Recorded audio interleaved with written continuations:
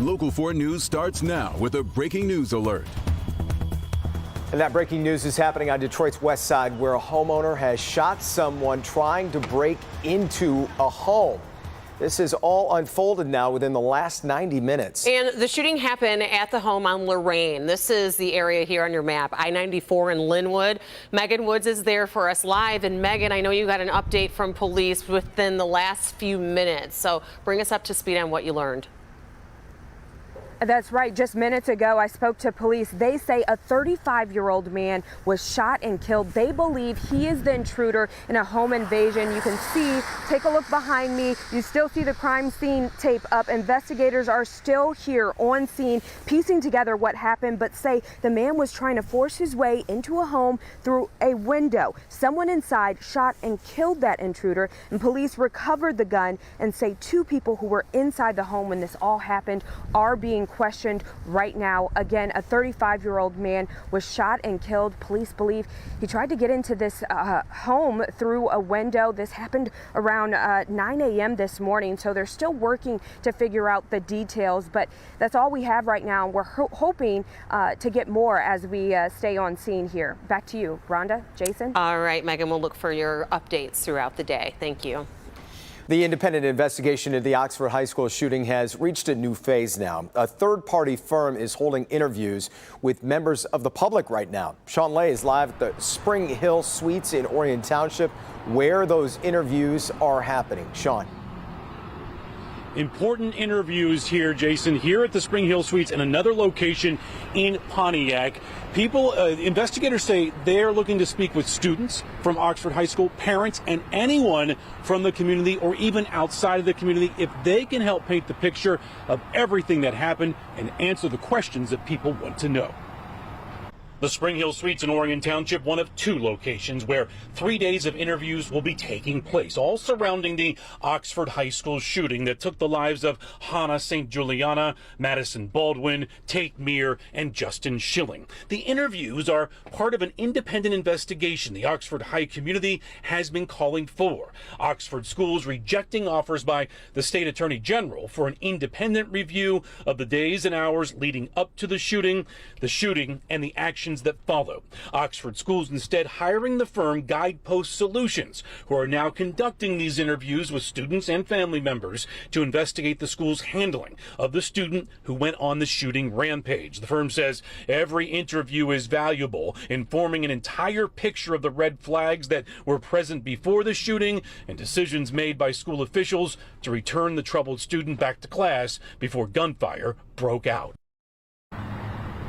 Now, the head of the firm doing these investigations just got off the phone with him. He's out of town, but he tells me that people are showing for these interviews. They're very eager to tell investigators what they know. This is day 1 of 3 days of interviews. This is all going to be compiled into a massive report that will be handed to Oxford schools. They expect it to be made public, but it's going to take months. Much more coming up later on Local 4. Back to you. Yeah, we'll see you at 5 and 6 for more on that, Sean. Thanks.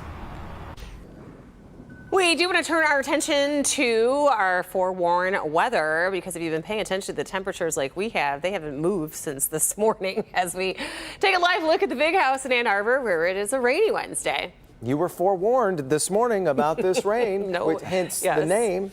Rain and no warm up today, Brandon. I think we're going to see temps take off a little bit here because the rain is starting to dwindle, and that's not a bad thing, as badly as we need the rain. Get a little midday break. We've got upper 50s to low 60s. It is 64, City Airport. Winds out of the south are starting to gust a little bit. Again, a warming mechanism, but gusting 20 to 25 in spots. Not a violent storm-related wind, just a breeze.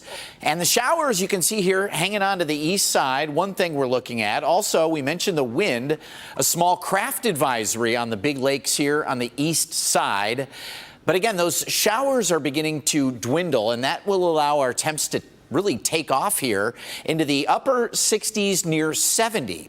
And then around sunset, just before 7 p.m., we're watching a cold front coming in. That will bring more widespread, heavier showers later tonight. We'll track those with you coming up. All right, Brandon, thank you. In about an hour, we are expecting to learn more about a federal lawsuit filed against the Warren Police Department. It all stems from a rough arrest that happened back in June when police took a 17-year-old in a stolen car into custody. Nick Monticelli takes a closer look at what unfolded that day.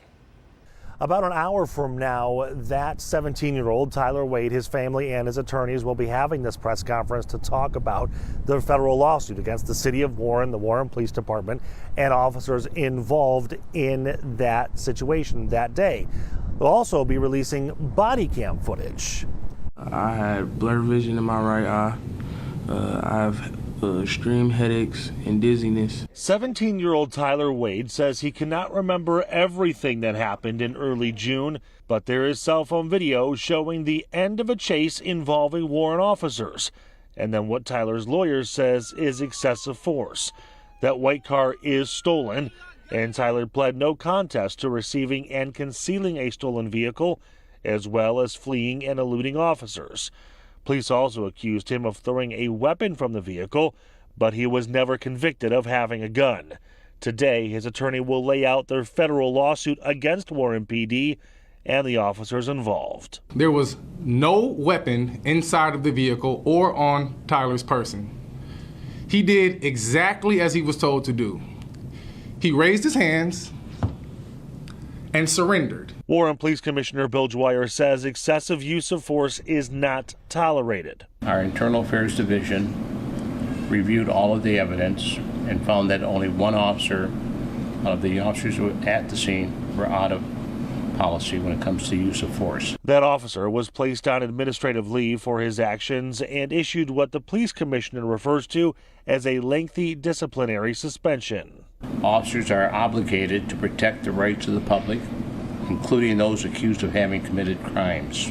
Now, Bill Dwyer, the police commissioner here in Warren, says again and again that he will not tolerate excessive force in his department. Again, that press conference at 1 o'clock this afternoon will let you know exactly what happened. Stay tuned. And again, it'll be interesting to see that body cam footage. We're in Warren. Nick Monticelli, Local 4. All right, Nick. The FDA just authorizing COVID-19 booster shots for kids as young as 5. Pfizer's booster for children 5 to 11 and Moderna's booster for kids 6 to 17 now good to go, says the FDA. U.S. health officials believe the new booster will provide better protection against the virus, including the highly contagious Omicron variant. It's ahead of an expected winter wave of cases. The CDC still has to issue its recommendations before pharmacies can administer these new shots to kids. The trial continues today for 3 men charged with helping in the plot to kidnap Governor Whitmer. And the day started with attorneys questioning an FBI agent. Paul Blar, Joe Morrison, and Pete Musico are charged in state court with providing material assistance for a terrorist act. The FBI agent has presented text messages, social media posts, and also recorded conversations to try and tie the 3 men to the plot masterminds. Right now in Florida, a jury deliberating in the sentencing trial for Parkland school shooter Nicholas Cruz. The prosecution is asking the jury for the death penalty here. The defense is asking for life in prison without the possibility of parole. Cruz pleaded guilty to 17 counts of murder and 17 counts of attempted murder for the 2018 shooting at Marjorie Stoneman Douglas High School. 14 students and 3 staff members were killed that day. The jury's decision must be unanimous for the death penalty. Still ahead here at noon, why a case involving Prince and Andy Warhol is just now going before the U.S. Supreme Court. We'll have more on that and also check in with Bree Jackson in Washington. Russia intensifies its attacks against Ukraine, and President Biden is weighing in, saying Putin totally miscalculated the invasion. I'm Bree Jackson in Washington with the latest. Also ahead, a Texas police officer faces charges in the shooting of a teen in a case the police chief there is calling criminal and unjustified.